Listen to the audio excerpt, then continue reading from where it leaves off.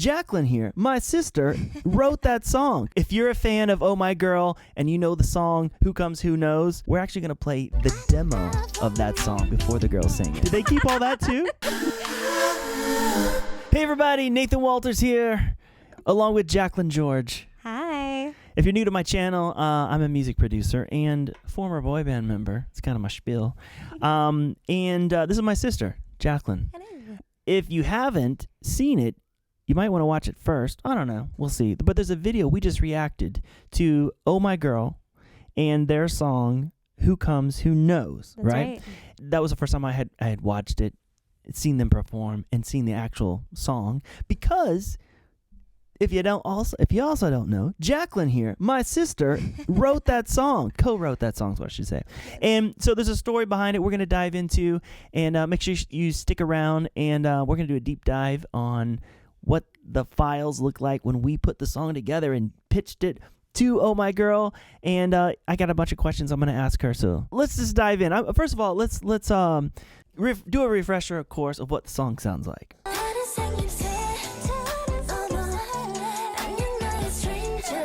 That's the song. That's the original version. It's in Korean.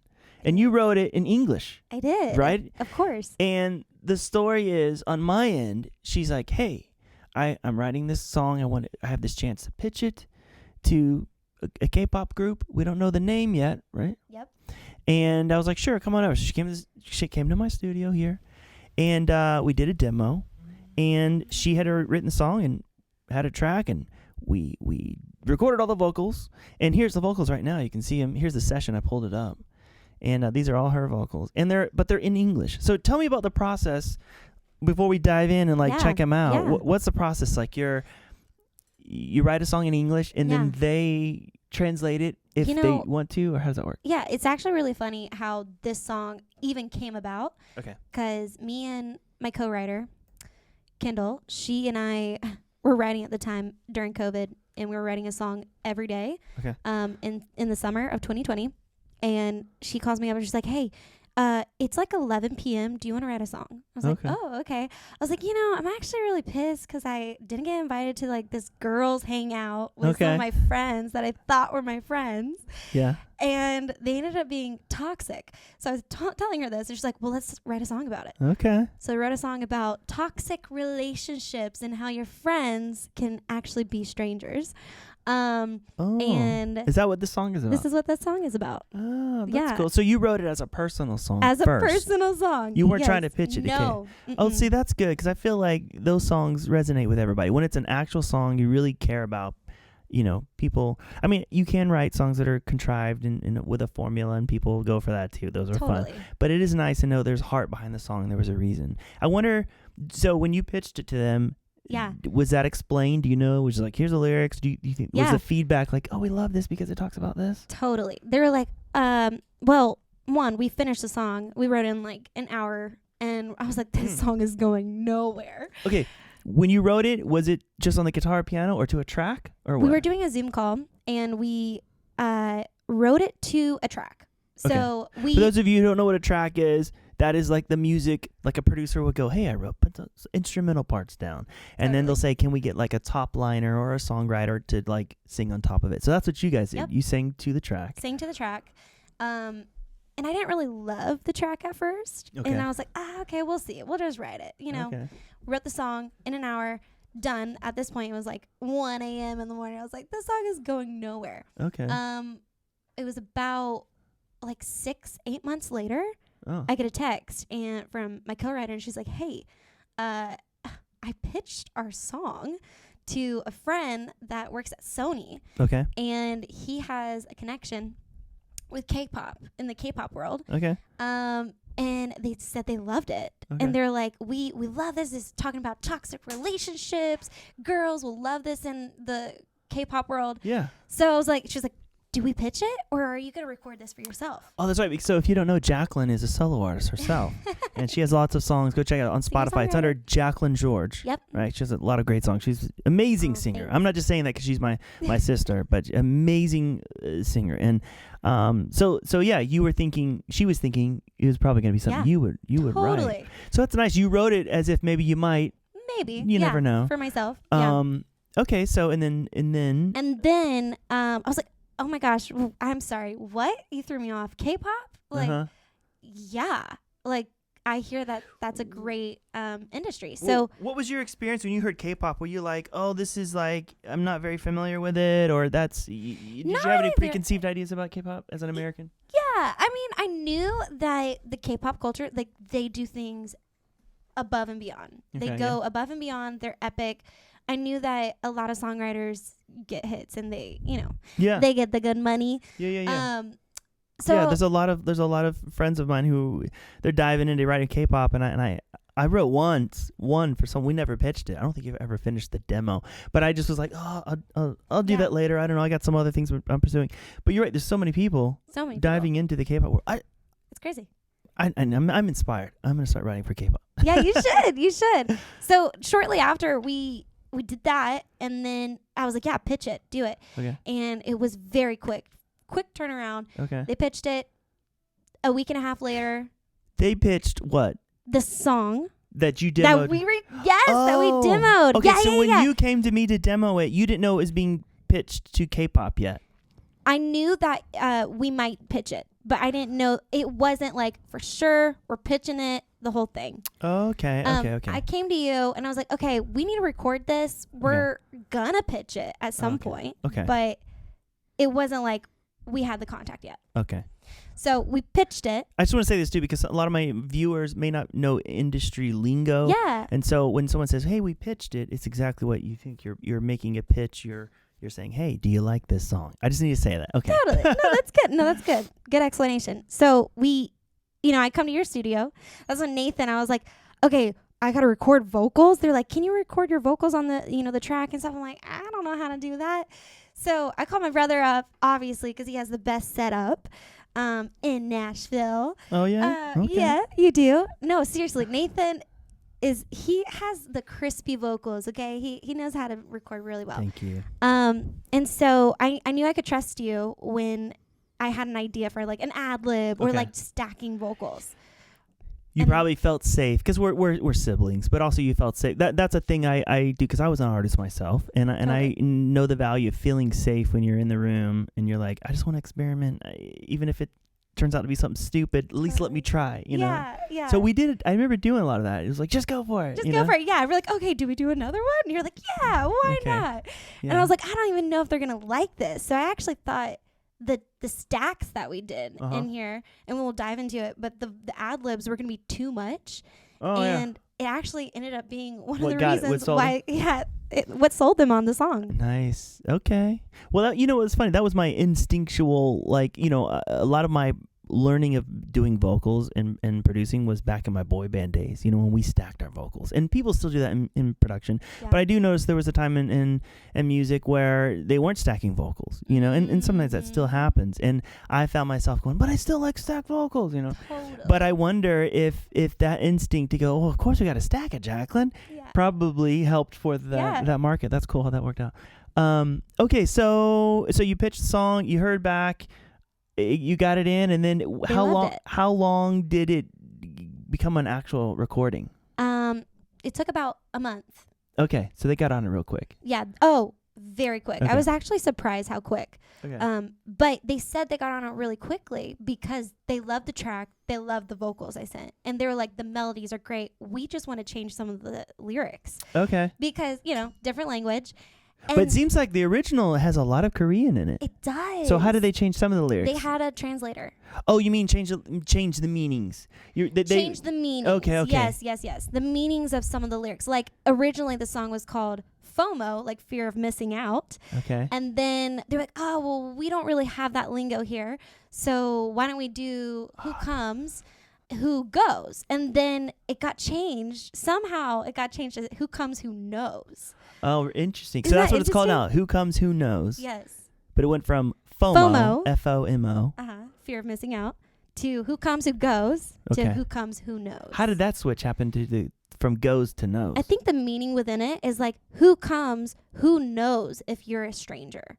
Like for me, I wrote it in the sense of who comes, who goes out of your life, but they translated it into who comes, who knows that if your friend is a stranger or Okay. not. Okay, Yeah. that's cool.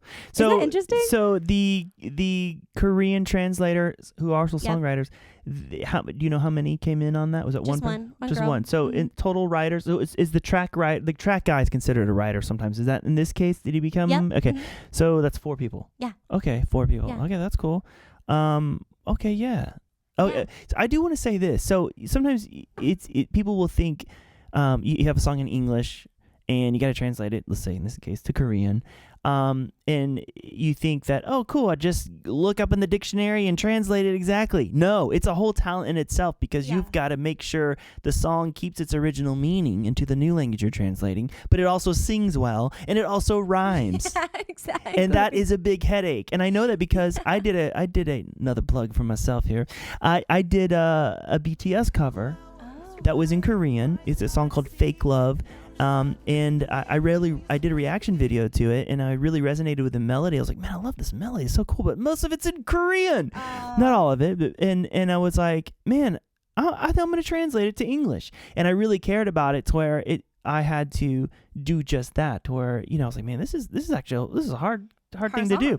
So I just want to add value to those who translate it.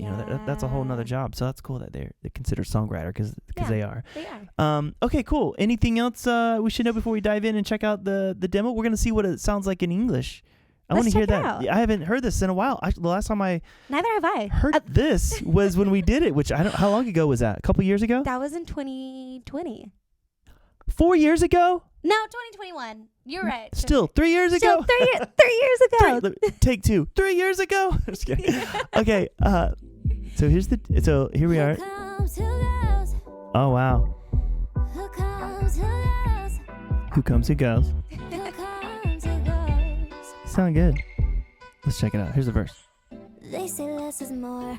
I'm beginning to believe it. I don't have any reverb on your vocal here. Oh, okay. Here, let me put some reverb on because I think I took all the effects off your vocal. No, I remember taking all the effects off your vocal because the guy who made the track was like, can you send these dry? Yeah. Mm-hmm. So let me quickly, I don't know, gonna put some effects on here. Gonna see how quick Nathan can work. Let's see. I'm under pressure. I don't know if I'm gonna edit this out. All right, so let's dive in. Let's check this out. Here we go.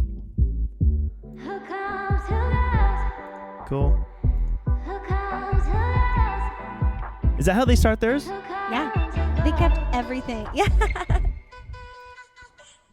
They say less is more. I'm beginning to believe it. But I've been paranoid. Cool. About my friends just stopping living. Got a fear I'm missing out, missing invitations. Funny how it all turns out. Don't miss that conversation. Not even mad about another invitation. Volume all the way down. When did it all change? Cool. Okay, real quick. Did they translate all that to Korean? Yeah. So Okay, all those Korean. yeah, Okay. all this Korean. Yep. Okay. The only thing that's not Korean is who comes, who goes. Okay, really? I wonder Yeah. why they chose I don't it. know. Yeah.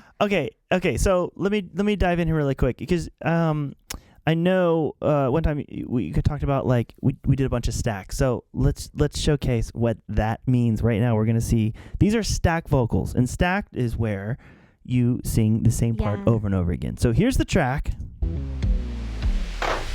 by itself. All right, and then your lead. When did it all change? Oh no, normal is a stranger. You sound good. And then stacking is now you're going to take that same, you're going to sing the same exact thing. Yeah. And I'm going to take it, and on this track, you see how this pans this way to the left? It goes in this ear. That's crazy. And this one goes on that ear. So this way I can give the illusion that. Not a lot of people know how to do When that. did it all change? Oh no. All right, so that's just one, but I'm going to add the other 3. What is this called? Panning? Panning is when, so this is a track, meaning this is am I going to go into a tutorial right now? Back in the day, they had these machines that would have different tracks that you would record different parts on. And now they do that with the computer. And so right now this part is going to be your vocal is right in the middle. So if you were to listen with headphones, you would hear you right here, right here. And then now I said, sing that same part again, but I'm going to put on another track so they play at the same time, and I'm going to put you over here. And then I'm going to have another one, sing it again over here. They're all singing the same part. Da, da, da, da, da. And then I have you do it again. Another one. So basically you have two over here, one in the middle. It's actually five vocals. So like a choir. It's almost like a choir, but we're having you sing it like the same tone, so it comes across like this. Okay, before we do this, if you're listening on an iPhone, you're not going to hear the difference because you have two, or any kind of phone, because you normally have two speakers, right? Oh, right. So it's going to still sound like mono. So you're going to have to either turn the phone this way, close your eyes, and like listen, or go get headphones to hear this, experience this. Wow. But just real quick, here's one vocal by itself. When did it all change? Oh no. And here's the other ones around it. Hear the difference. Here we go. When did it all change? Oh no. Way bigger. Normal is a stranger. Wow. Let's it's hear. different. Let's hear it without the track. I like hearing vocals by themselves. When did it all change? Oh no. And then we added a harmony. Same thing, stacking them 4 times. When did it all change? Oh no. Normal is a stranger. Cool. All right, let's listen. There we go. Way down. When did it all change?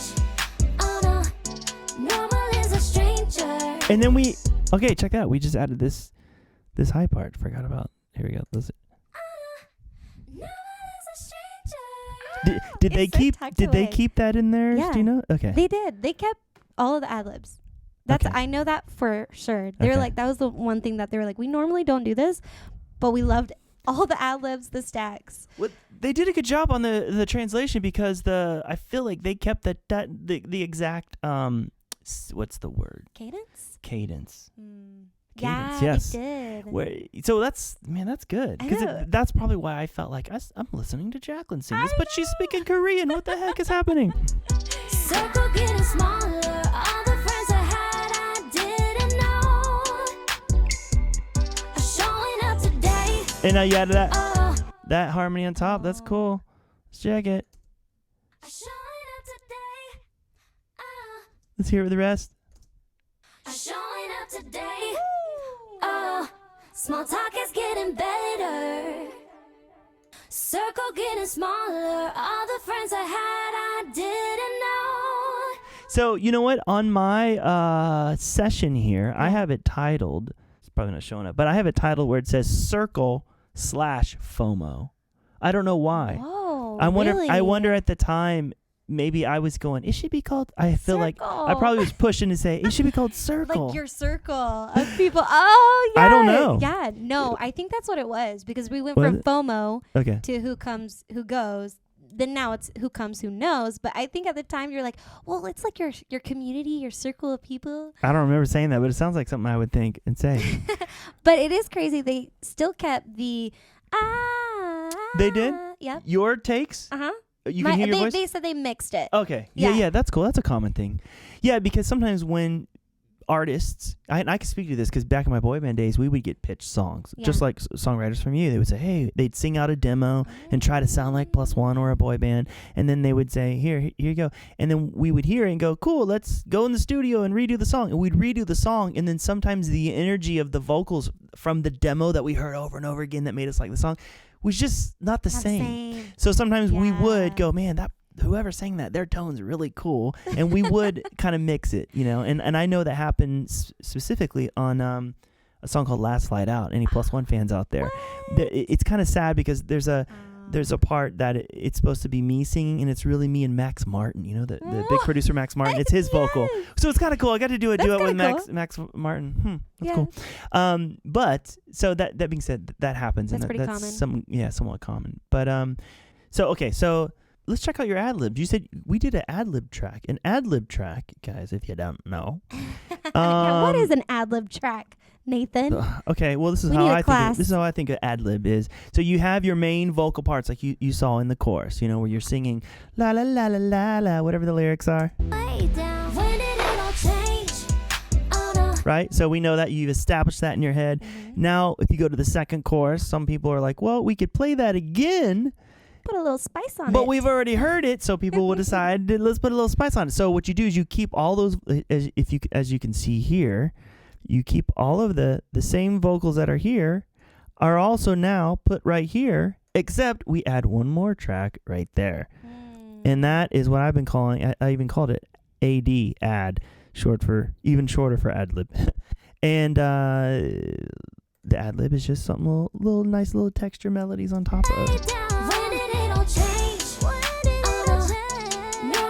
Sound good. Sounds good. They kept all those. They did? Yeah.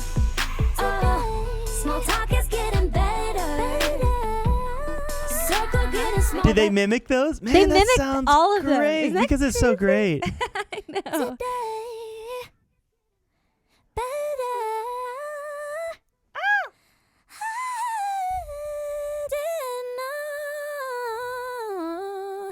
Wow.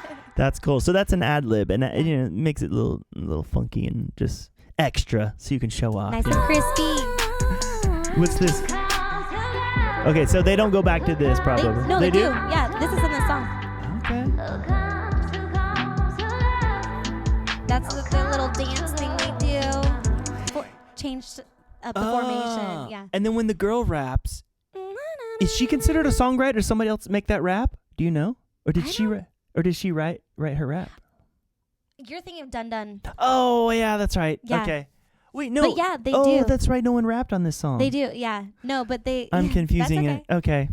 They do a rap though right after this within their medley. But on this song, there's not an original Correct. rap. Okay. Gotcha. Okay. There's okay, like that's what I was like. When did they put the rap? Okay, I want to hear your other ad libs or towards the end. Here we go. What did you do? Let's solo this.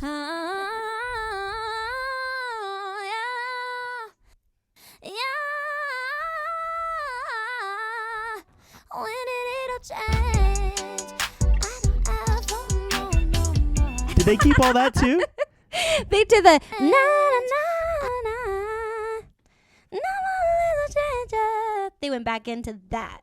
Okay. Versus this gibberish, whatever I was doing there. That's fun. Okay, let's see how this ends. I got that. That too.